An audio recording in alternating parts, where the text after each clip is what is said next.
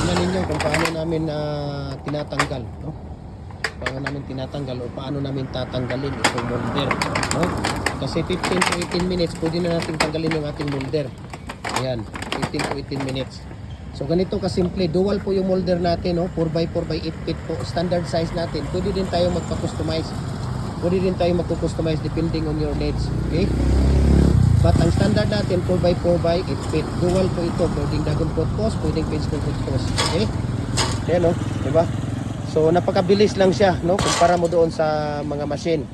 Ito 15 to 18 minutes pag tag-init. Pag makulimlim ang panahon, nasa 20 to 25 minutes lang pwede na nating tanggalin yung molder natin, no? Dual siya, pwede ka na gumawa dito ng 4 feet, 5 feet, 6 feet, 7 feet hanggang 8 feet. Ayan, so ganito kaganda, ganito kagaling yung ating molder, mga idol, no? Magawa natin.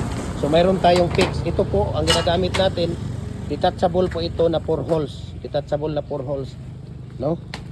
Pwede mong i-remove, pwede mong tatanggalin siya isa-isa, pwede mo ring isang hugot lang, no?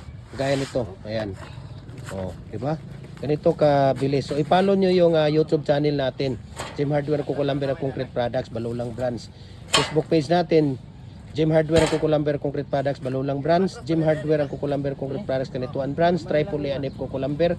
Ang ating Instagram account, Felix_Pagikan 2000, at saka yung Facebook page, personal Facebook account natin, Felix Tan Pagikan Jr. At saka yung ating Instagram, no?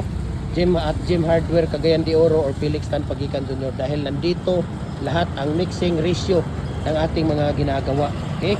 So sana nagustuhan niyo yung video natin. Paki-comment and share. Paki-likes po. Ayan, mabuhay. Ang God bless po sa ating lahat. No? We can ship nationwide, Luzon, Visayas, Mindanao. Kahit sa ang sulok magkaya ng mundo kayang abutin ng ating karpo.